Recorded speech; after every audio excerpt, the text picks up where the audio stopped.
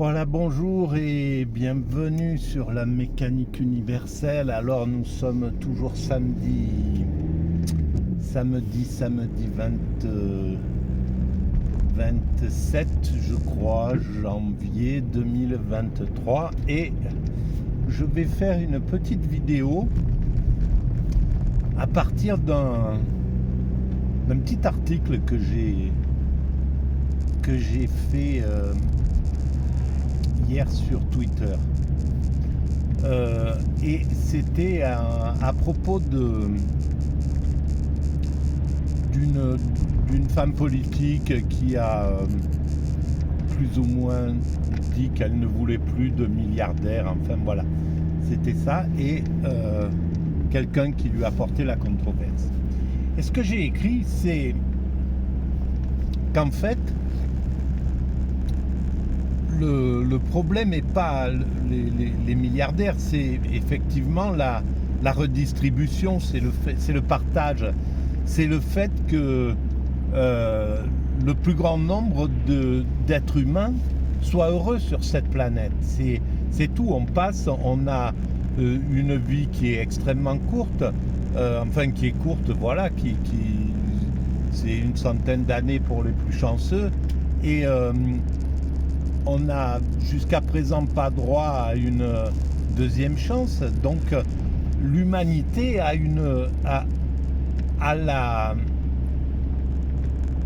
normalement à la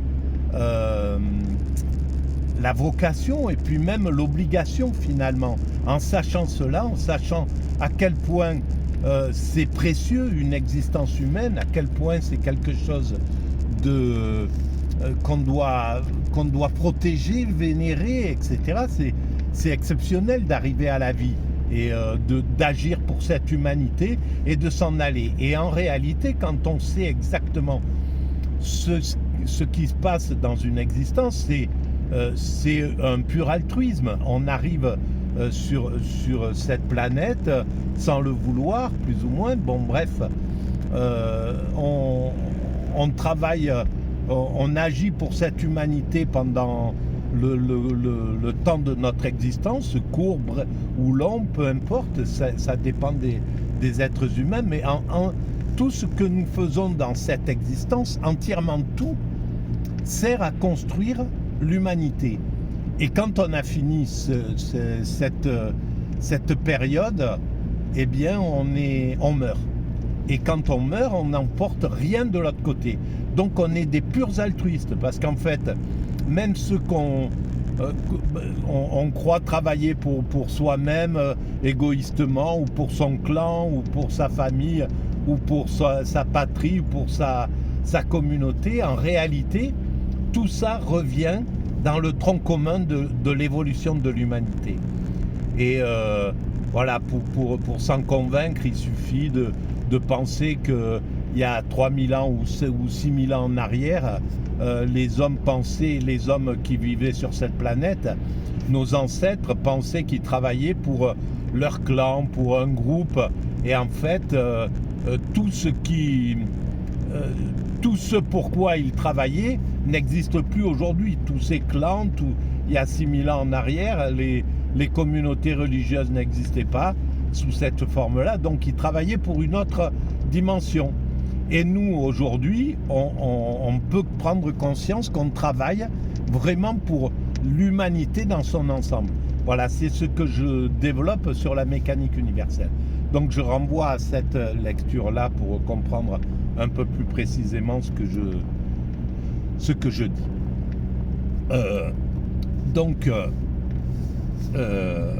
Pardon, voilà.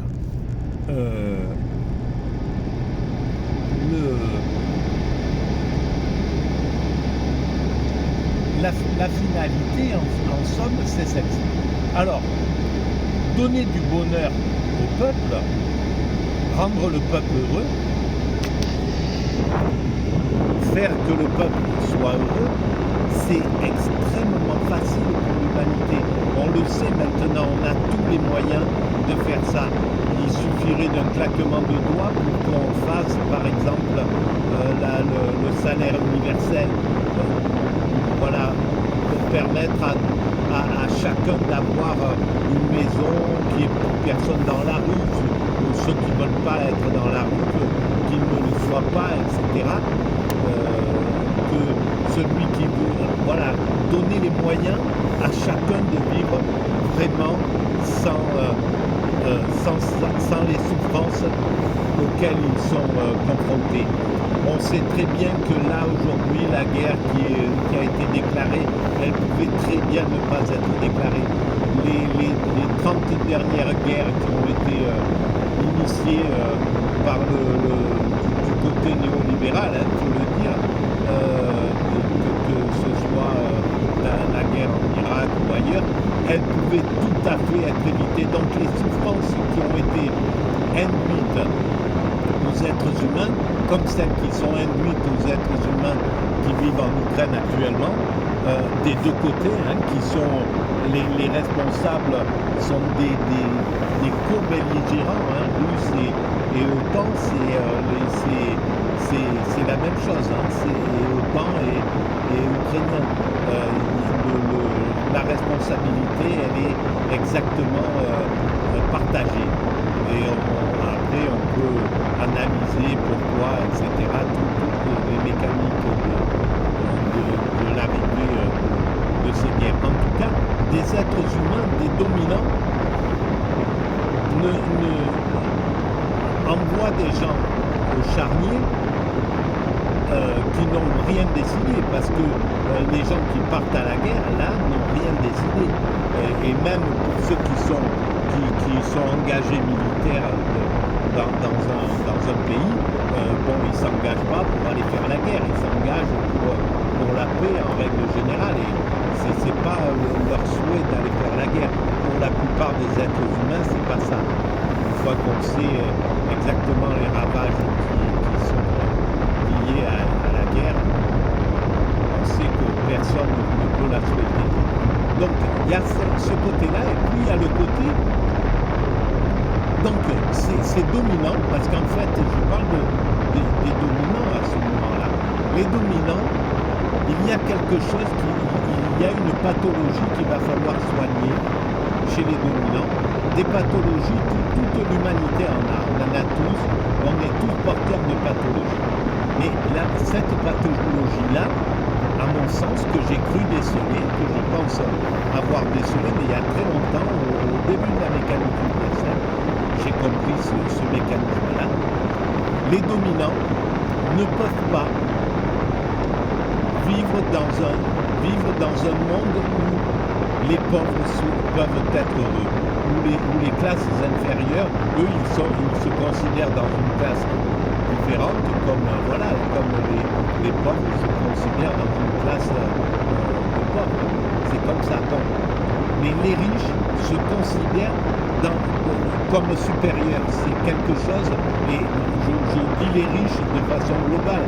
Évidemment, il y a des riches qui n'ont pas du tout cet état d'esprit, etc. Je parle d'une classe sociale de façon schématique. On ne peut pas parler de chaque être humain et d'une personnalité bien particulière. On ne peut pas imaginer les choses aussi simplement que ça. Il y a la complexité qui vient. Mais la classe riche, on va dire, se considère supérieure. La classe des dominants se considère supérieure. Et en fait, ils ne sont pas heureux. Les riches ne sont pas heureux. Cette classe n'est pas heureuse. Elle est malheureuse en fait. Parce qu'elle doit passer son existence avec des valeurs qui l'empêchent de vivre pleinement en fait. Il y a une compétition entre celui qui est un peu plus riche. Il y a tout un tas de trucs qui sont, pour les avoir côtoyés dans mon existence, j'ai bien vu qu'ils n'étaient pas heureux. Ils sont sur la défensive, ils sont sur l'agressivité, ils ne sont pas en paix, quoi. C'est pas quelque chose qui est paisible à ce niveau-là. Même s'ils montent tout un tas de stratégies pour ça, mais même les relations humaines ne sont pas sont pas terribles, etc. Bon, ils sont pas heureux. Et pour s'imaginer heureux, pour s'imaginer formidable, il faut qu'ils fassent des fans. Donc c'est pour ça que tout le néolibéralisme, toute la partie du néolibéralisme, quand le capitalisme a repris le pouvoir sur les Russes et sur le communisme qui défendait d'autres valeurs, le capitalisme il a ramené toutes les vraies valeurs de sa nature propre. Et dans cette nature propre, les dominants sont en exaltation, quoi.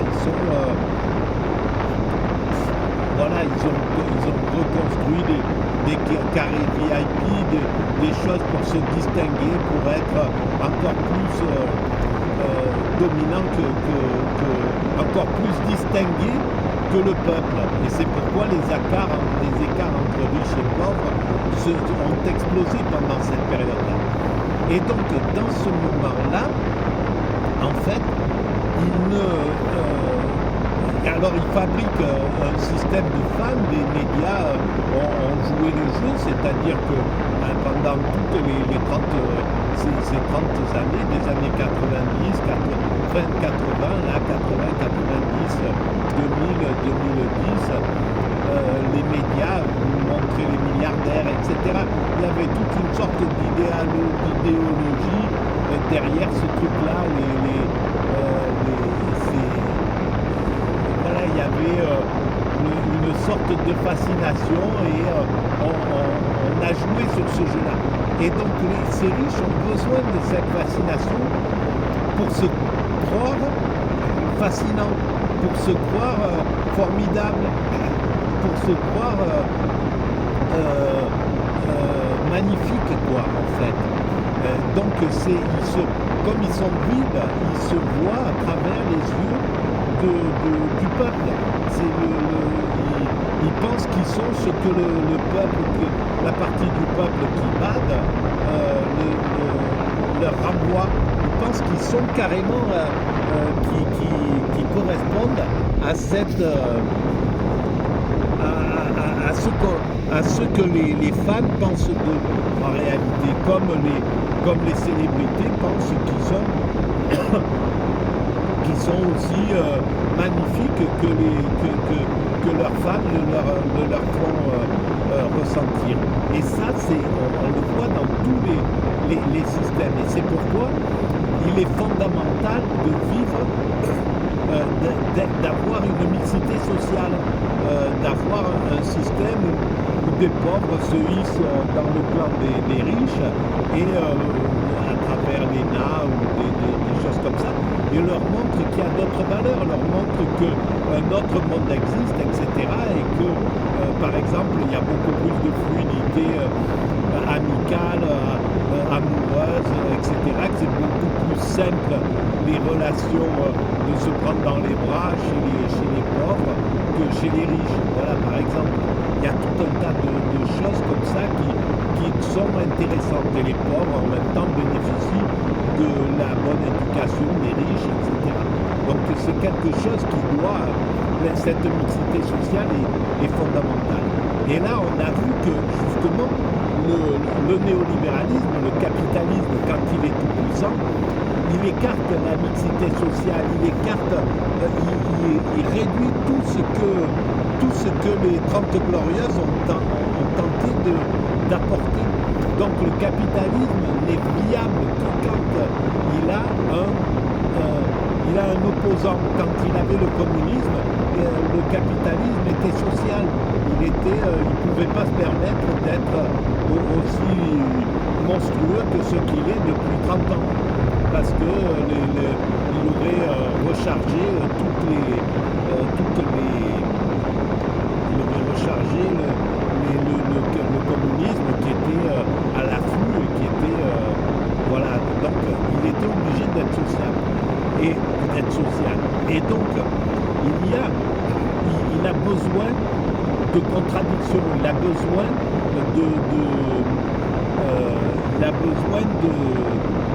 d'être surveillé, en somme, le capitalisme. Et quand il n'est pas surveillé, voilà ce qu'il fait. Donc il creuse les écarts. Et le pire, c'est que les riches, donc pour se croire en diable, ils fabriquent des femmes, mais pour être heureux, comme ils ne sont pas heureux, ils ne peuvent pas supporter que le peuple soit heureux. Donc ils ne peuvent pas donner au peuple la capacité d'être heureux. C'est impossible. Parce que si le peuple est heureux, eux, ils perdent complètement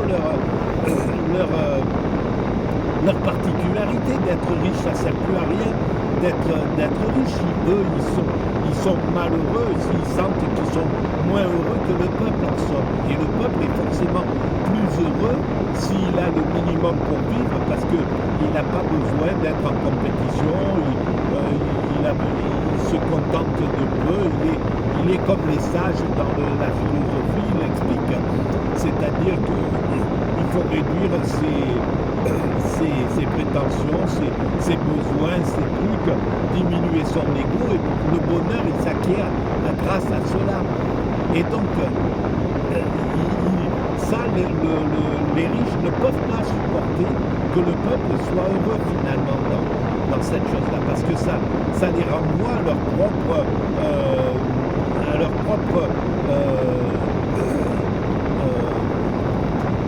vide, à leur propre désespoir en somme, parce que même s'ils sont heureux, il y a quelque chose qui ne fonctionne pas. C'est impossible d'être heureux en étant milliardaire.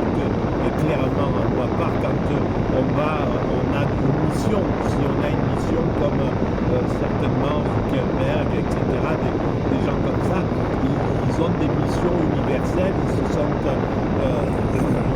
ils font d'abord beaucoup de social, etc. Ils ont un côté qui est comme ça, qui est extrêmement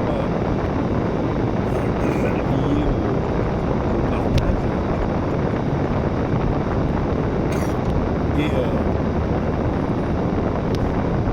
voilà. Et donc, voilà. Et donc, ils s'organisent.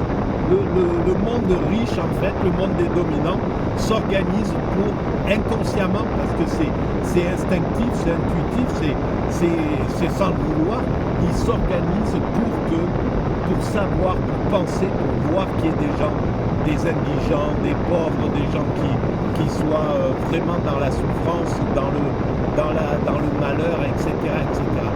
Et donc, ils sont contraints, en somme, de construire un monde comme ça, parce qu'on aurait tous les moyens de faire un monde vraiment de bonheur. On a tout pour ça, quoi. Voilà, il suffit de voir le monde comme on roule, là, quand on traverse la France, quand on traverse n'importe quel pays du monde, hein, que ce soit l'Iran, la Russie, l'Amérique, la Chine ou ailleurs, on voit que c'est un paradis, qu'on est dans un paradis, tout simplement. Donc on pourrait juste être en paix. Mais les riches ne veulent pas laisser les êtres humains être en paix parce que ça détruit l'image qu'ils ont d'eux-mêmes. Voilà.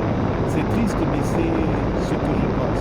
Ça sera à creuser. Il faudra que je fasse des vidéos un peu plus précises à ce niveau. Mais voilà ce que je pense. Merci de votre écoute. Au revoir.